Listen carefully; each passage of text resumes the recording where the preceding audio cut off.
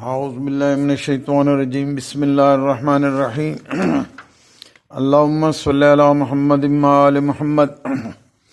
عباس حسینی سننے والوں کو سلام عرض کرتا ہے۔ زکوٰۃ کے حوالے سے ویڈیوز مکمل ہو چکی اور میرے التماس ہے کہ خصوصاً اپنے مومنین شیعہ حضرات سے کہ ان کو ضرور سنیں اور زکوٰۃ کی پابندی کریں۔ آج ہم جو یہ پہلی ویڈیو میں دے رہا ہوں یہ خمس کے حوالے سے ہے کہ خمس کیا ہے اور کن چیزوں پہ ہوتا ہے اور اس کا طریقہ کار کیا ہے۔ پہلے تھوڑے سے بیسک اس کا کانسیپٹ، چونکہ زکوٰۃ ایک عام فہم اہل سنت میں بھی ہے تو اس کا تو جان پہچان پھر بھی ہے، لیکن تو اہل تشیع میں خمس ہر مال پہ ہے، پیسے پہ، کوٹھیوں پہ، جائیداد پہ، روپے پہ، ڈالروں پہ، یورو ہر پہ ہے، اور ایون کہ حرام مال پہ بھی خمس دے دیں تو بقول شیعہ علماء کے مجتہدین کے وہ پاک ہو جاتا ہے۔ تو بہرحال وہ ایک اختلافی ہے بات، وہ انشاءاللہ اس پہ ڈیٹیل میں بعد میں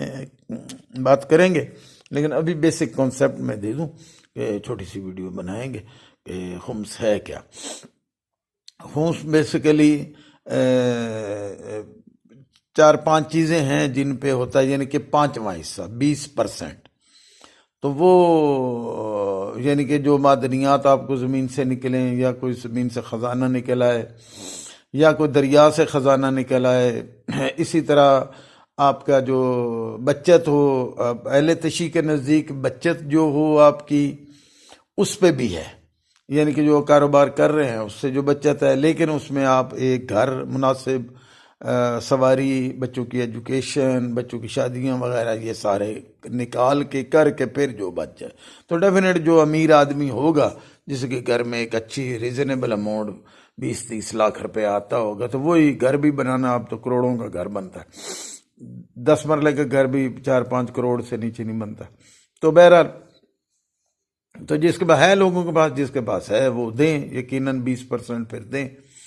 تو ایک ہے کہ غنیمت، مال غنیمت، تو غنیمت سے مطلب جو آپ کا جنگ سے آپ کو کوئی مال مل جائے بغیر لڑے بھڑے، تو وہ میں پہلے بھی ذکر کر چکا ہوں کہ حضور نے خیبر میں آپ کو جو مال ملا تھا تو اس پہ پھر بی بی پاک کو آپ نے فدق دے دیا تھا، وہ خمس میں تھا۔ تو یہ اس کے ہیں، لیکن ایک بات ذرا غور سے سمجھنے اور سوچنے والی ہے، وہ یہ ہے کہ جب معدنیات نکلتی ہیں تو بڑی را فارم میں ہوتی ہیں، ان کی اٹ سیلف کوئی ویلیو نہیں ہوتی۔ جیسے پیٹرول نکلتا ہے تو وہ تو بالکل ایسے ہی ہوتا ہے، گارا سا جسے پنجابی میں کہتے ہیں، تو اس کو ریفائن کیا جاتا ہے تو وہ میکسیمم اس ٹوٹل کا وہ 10% ہوتی ہے۔ مثلا اگر پیٹرول 250 روپے ہے تو اس میں زیادہ سے زیادہ اس کی ویلیو 25 روپے ہوگی، اس پہ وہ ساری پھر ریفائنری یہ وہ اس پہ ایک بہت بڑی کاسٹ لگتی ہے، تو پھر وہ یوزیبل کموڈیٹی بنتی ہے۔ تو اس میں سے وہ ساری کاسٹ نکال کے پھر جو بچے گا، چونکہ سیل تو کرنا ہے، سیلیبل پوزیشن میں تو لانا ہے، ادروائز تو وہ اس کو کوئی نہیں لے گا، تو جب تک وہ سیلیبل پوزیشن میں آئے گی تو اس میں سے وہ پورشن جو نکلا ہے جو اس کی ویلیو تھی، باقی ساری کاسٹ اس میں سے نکل جائے گی۔ تو فرض کریں 250 روپے پیٹرول ہے لیٹر، لیکن اگر اس پہ 225 روپے خرچہ آ جاتا ہے اس کی ریفائنری اور اس میں، تو پھر 25 روپے پہ خمس نکلے گا، چونکہ وہی بچت ہے اس کی، وہ اصل اماؤنٹ ہے جو نکلی تھی زمین سے۔ اسی طرح جو آپ کاروبار کر رہے ہیں فرض کرو، تو اس میں بھی جتنے آپ کے خرچے ہیں اور ایون آپ کے ذاتی جو ریزنیبل، اسراف نہیں ہونا چاہیے، ریزنیبل خرچے ہیں وہ بھی نکال کے اس کے بعد جو بچے، اور یہ ایسا ہی ہونا چاہیے کہ اگر اتنا بچ جائے تو پھر آپ دیں، بجائے اس کے کہ گاڑی 2 کروڑ کی لے لیں یا 4 کروڑ کی، گھر بنا لیں، محل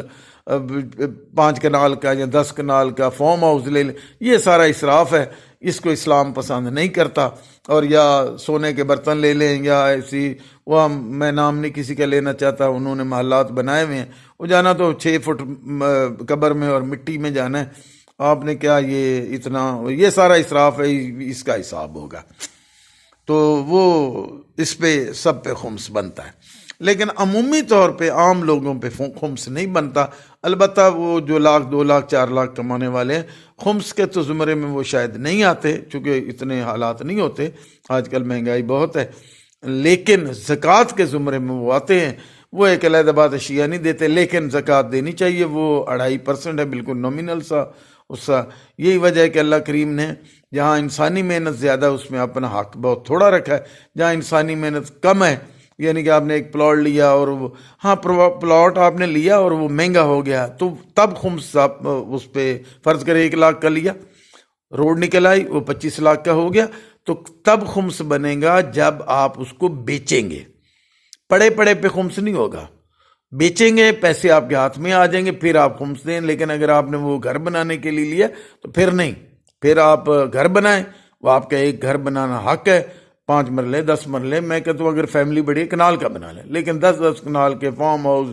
اور یہ اسراف ہے۔ تو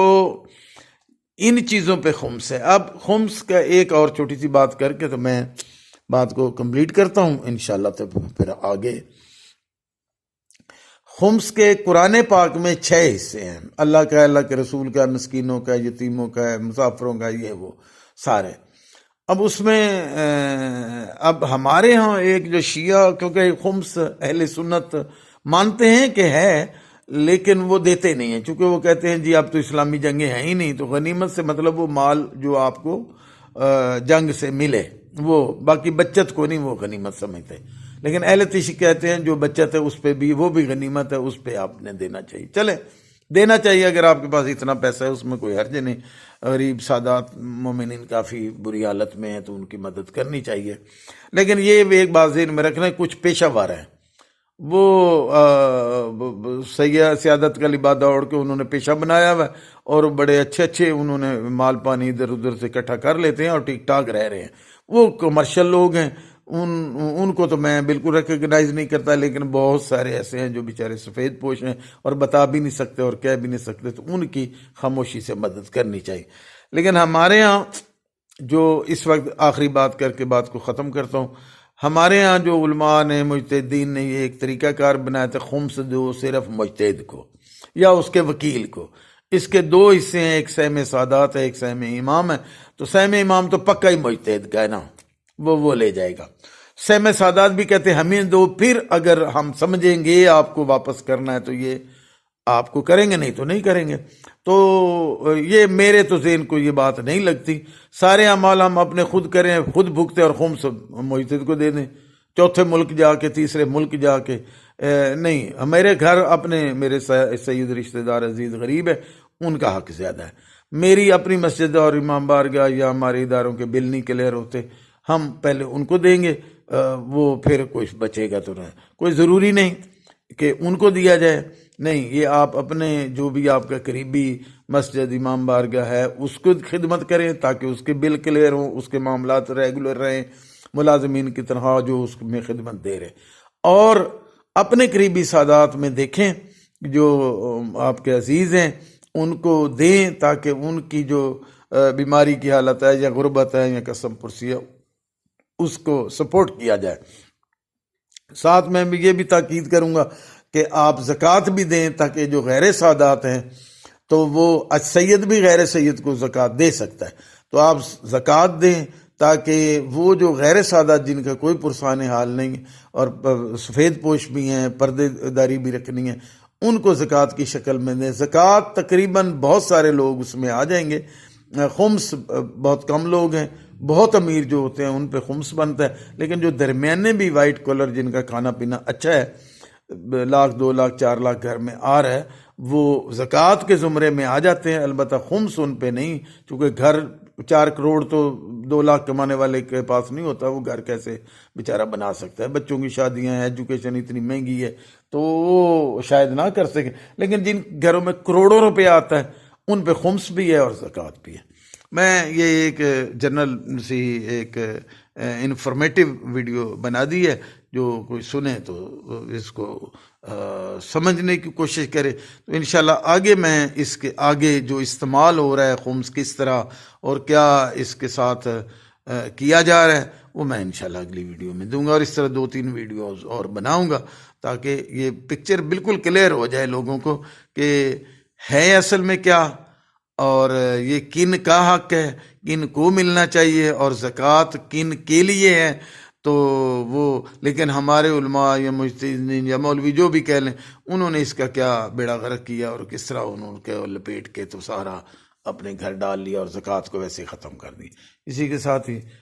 حسینی کو اجازت دیجیے گا۔ فی امان اللہ۔ اللہ کریم ہمیں دین مبین اسلام سمجھنے اور اس میں عمل کرنے کی توفیق عطا فرما۔ آمین ثم آمین۔